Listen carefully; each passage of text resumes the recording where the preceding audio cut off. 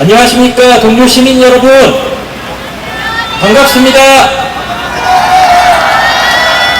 이렇게 한마음 한뜻으로 의료농단 저지와 전공의 탄압 중단을 위해 토요일 늦은 시각 시청에 보여주셔서 감사합니다. 안전 유지를 위해 늦은 시간까지 근무 중이신 일선 경찰 분들께도 감사의 말씀 전달드립니다. 여러분, 고생하시는 젊은 경찰분들 위해 격려의 박수 한번 부탁드리겠습니다. 아마 여기 모이신 선생님 중 대부분이 수개월 전까지만 해도 여기 근무 중이신 순경분들처럼 주말도 저녁도 없이 청춘을 다 바쳐 의학을 공부하고 의협에 종사하던 젊은 의사들과 의대생일 겁니다. 저 역시 그렇습니다. 저는 경기도 지역의 한 대학병원에서 정신과 전공의로 근무하면서 환자분들을 치료했습니다. 근무 환경은 녹록지 않았습니다. 의국 사정에 따라 나흘 연속 당직을 선 적도 있고 주 100시간이 넘게 근무하는 일은 비일비재했습니다. 그 과정에서 제 건강도 많이 안 좋아졌고 지치는 날도 많았습니다. 하지만 한순간도 그런 제 삶이 불행하다고 느낀 적은 없었습니다. 정신과에서 일하다 보면 삶의 고난을 인간에게 닥칠 수 있는 다양한 괴로움을 마주하게 됩니다. 하지만 한편으로는 인간의 강인함에 대해서도 배우게 됩니다. 제가 의료 현장에서 만났던 환자분들은 각자 인생에서 중대한 갈등으로 인해 고통받고 계셨습니다. 어떤 고통은 그 깊이가 감히 헤아리기 어려울 정도라서 말문이 막히는 때도 있었습니다. 그럼에도 불구하고 그들이 긴 치료 끝에 힘을 내어 죽음이 아닌 삶의 길로 다시 나아가는 것을 보았습니다. 이를 통해 인간 각자의 위대한 면에 대해 다시 생각할 수 있었습니다. 의사의 스승은 환자라는 말씀이 무엇을 의미하는지 다시 깨닫게 되었습니다. 하지만 그런 꿈같던 시절은 이제 끝났습니다. 우리가 힘겹게 가꿔왔던 의료 생태계는 파괴되었습니다. 필수 의료 패키지를 선두로 하는 기망적인 악법들은 한국 의료를 끝내 민영화하겠다는 정부의 속내를 드러냈습니다. 악법에 대한 반대 의견이 각 대학병원을 중심으로 모이기 시작했지만 정부는 의견을 경청하기는커녕 군사작전을 연상케 하는 각종 명령들로 전공의들을 조롱했습니다. 의사 정부 간 신의가 산산조각나는 순간이었고 의사들은 더 이상 국민이 아니게 되었습니다.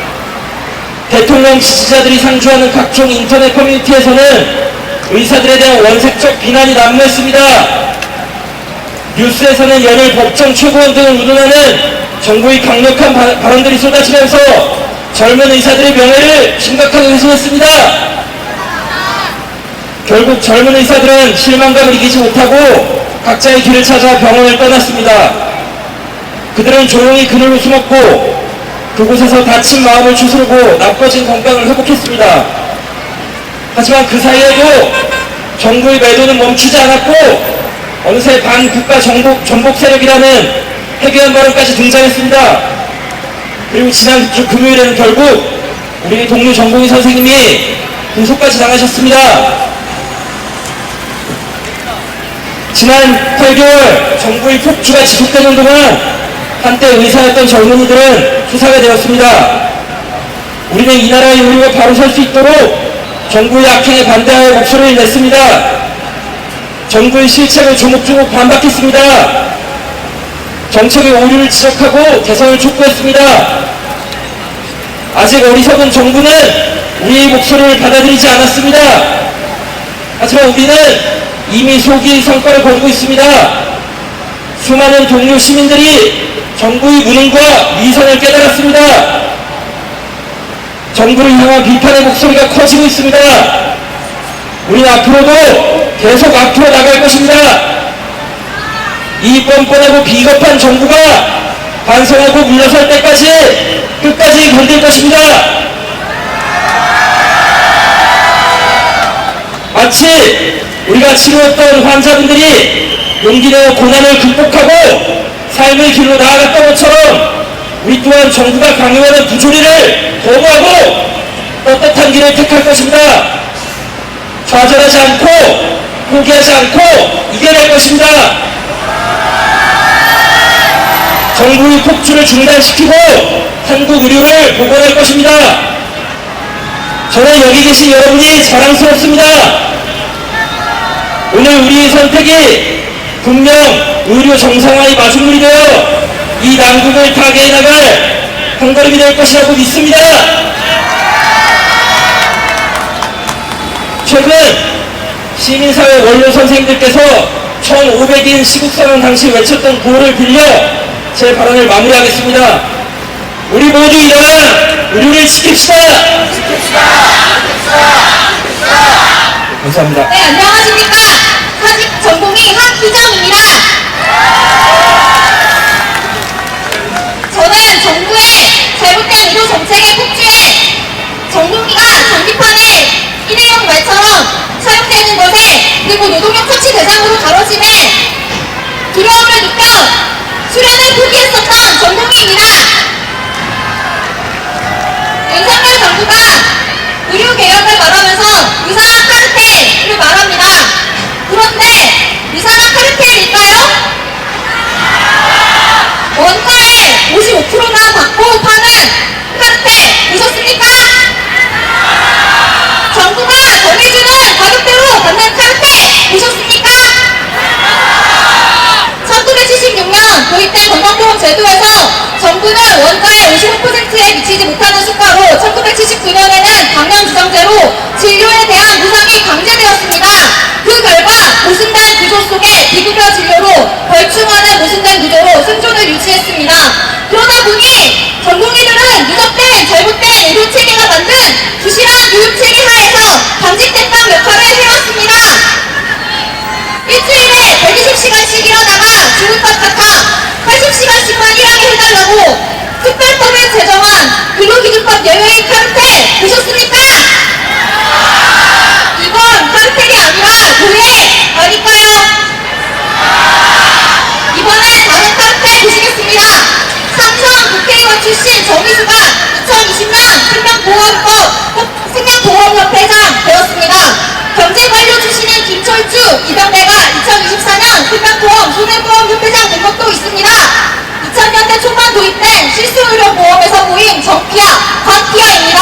누가 누구더러 카르텔이라 하는지 참으로 폭력적입니다.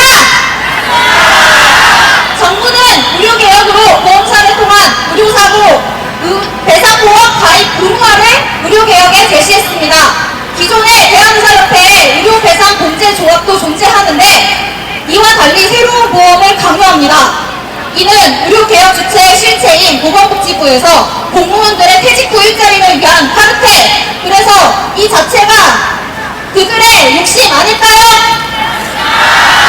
의료개혁 필요합니다만 왜냐하면 대한민국에서는 고의성이 없는 의료사고인데도 의사들을 형사적으로 처벌하는 유일한 나라이기 때문에 의료개혁 필요합니다만 한국의 의사들 얼마나 고통받고 살았습니까?